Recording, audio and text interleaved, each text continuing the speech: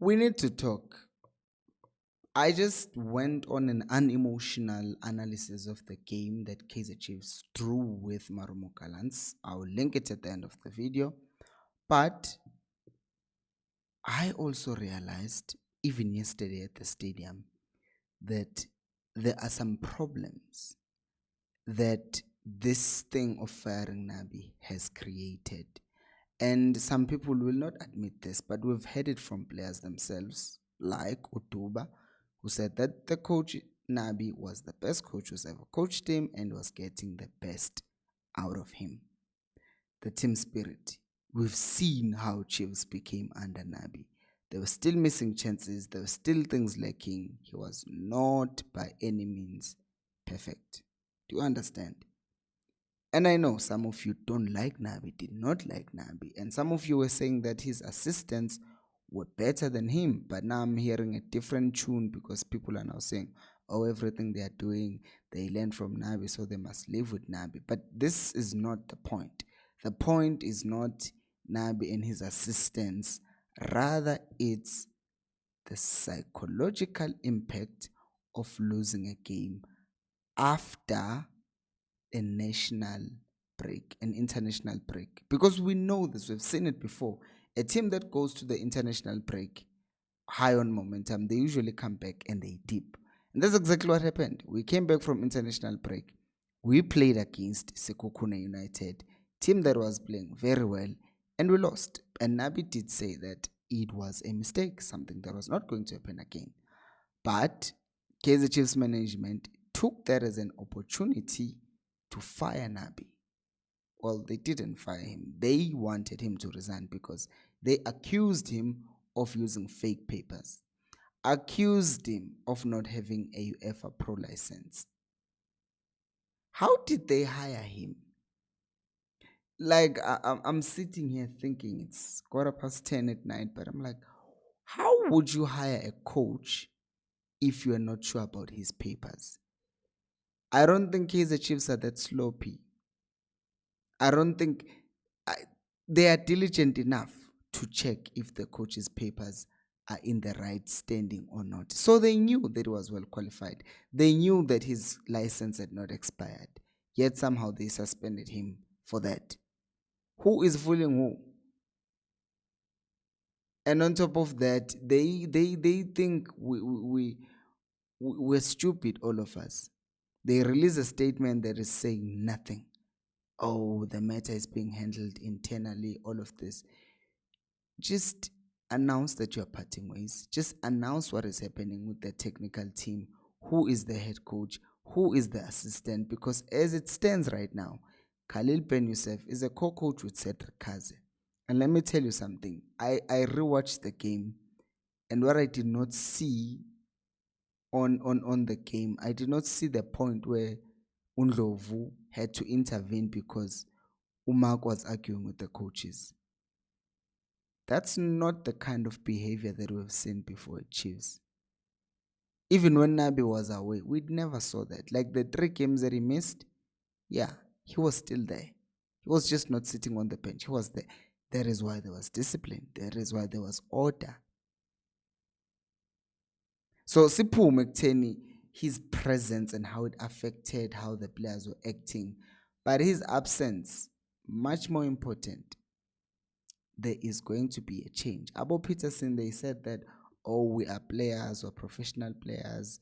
We know that coaches come and go. They know that coaches come and go, but also they're not going to pretend like they're not hurt.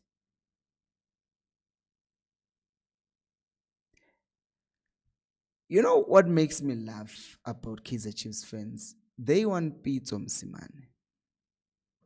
And the truth of the matter is, even if you got Pitso Msimane, he wouldn't last at Chiefs.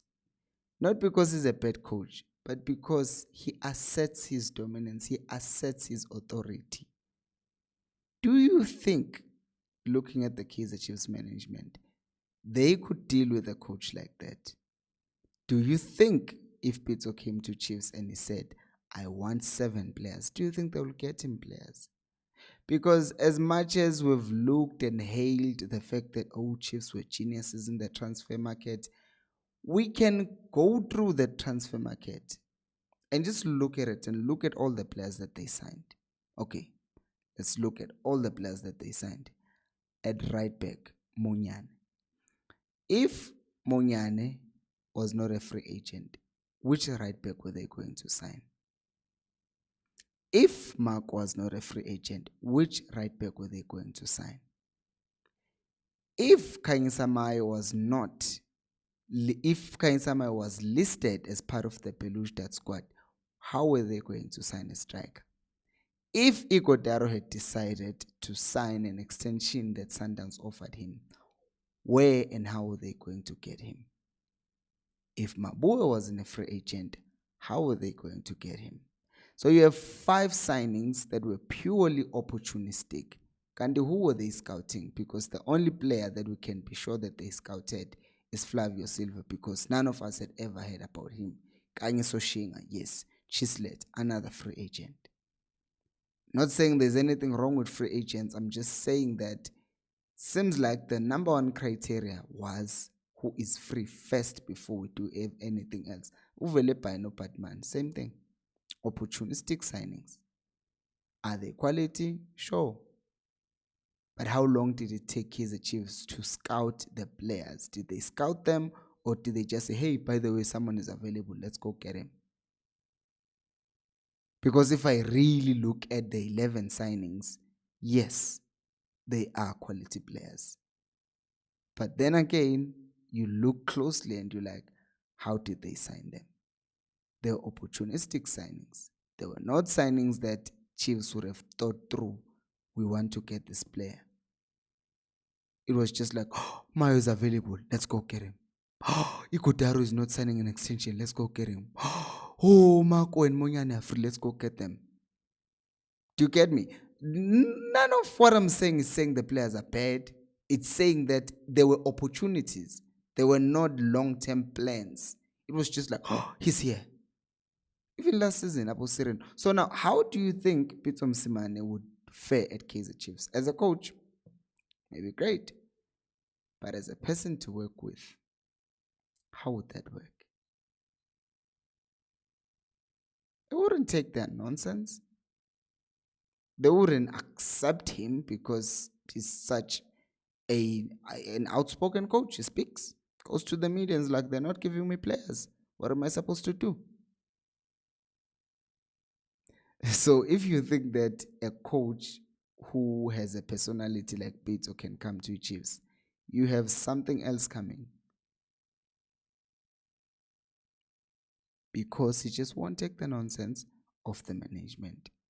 And the management will not be able to deal with his personality. And that's just a recipe for disaster. Because the same Nabi was talking about the players that he wanted, and Jessica went to live radio on a public platform after Chiefs won the Nedbank Cup. She was like, oh, we got Nabi the players he wanted. Lies. Because Nabi had said that the quality was not good enough. But Jessica went and said, we got the coach the players he wanted. Which were lies. Pits understand that. That is why Chiefs have had multiple chances to sign Pito, but they've not signed him. Why do you think that's the case? Because it's just a disaster waiting to happen. So, players are being affected. A coach needs to be appointed so that we can get a move on. Even if it's Cousin and Khalil, they must decide who's in charge. And then we move. Now go check out the analysis of the video right here. Thank you so much for watching, and until next time, remember, equals al Pelumo.